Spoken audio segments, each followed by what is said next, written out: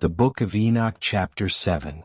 And all the others together with them took unto themselves wives, and each chose for himself one, and they began to go in unto them and to defile themselves with them, and they taught them charms and enchantments and the cutting of roots, and made them acquainted with plants. And they became pregnant, and they bare great giants, whose height was 3,000 ells, who consumed all the acquisitions of men. And when men could no longer sustain them, the giants turned against them and devoured mankind. And they began to sin against birds and beasts and reptiles and fish, and to devour one another's flesh and drink the blood. Then the earth laid accusation against the lawless ones.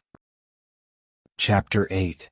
And Azazel taught men to make swords and knives and shields and breastplates, and made known to them the metals of the earth and the art of working them, and bracelets, and ornaments, and the use of antimony, and the beautifying of the eyelids, and all kinds of costly stones and all coloring tinctures.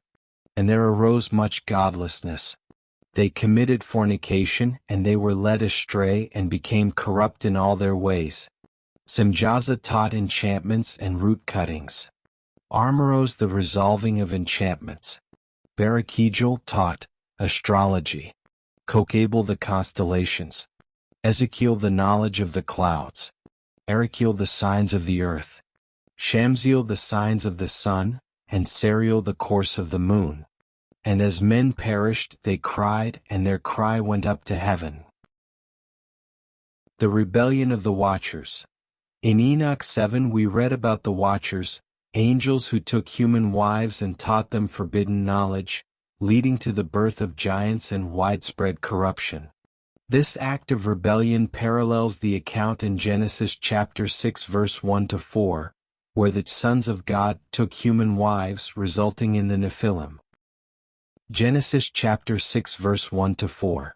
When human beings began to increase in number on the earth and daughters were born to them, the sons of God saw that the daughters of humans were beautiful, and they married any of them they chose.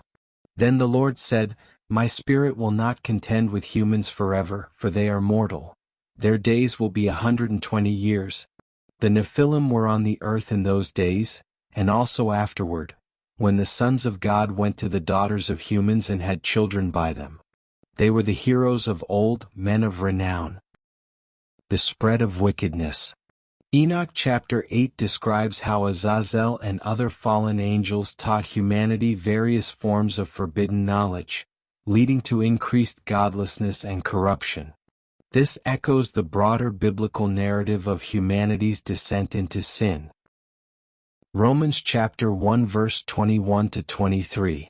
For although they knew God, they neither glorified him as God nor gave thanks to him, but their thinking became futile and their foolish hearts were darkened. Although they claimed to be wise, they became fools and exchanged the glory of the immortal God for images made to look like a mortal human being and birds and animals and reptiles. The cry for justice. As the corruption spread, humanity's suffering increased, and their cries reached heaven. This theme of divine justice is prevalent throughout the Bible. Exodus chapter 3 verse 7. The Lord said, I have indeed seen the misery of my people in Egypt. I have heard them crying out because of their slave drivers, and I am concerned about their suffering. The hope of redemption. Despite the darkness described in Enoch, the Bible consistently offers hope through God's promise of redemption. The ultimate answer to humanity's cry for justice and deliverance is found in Jesus Christ. John chapter 3 verse 16.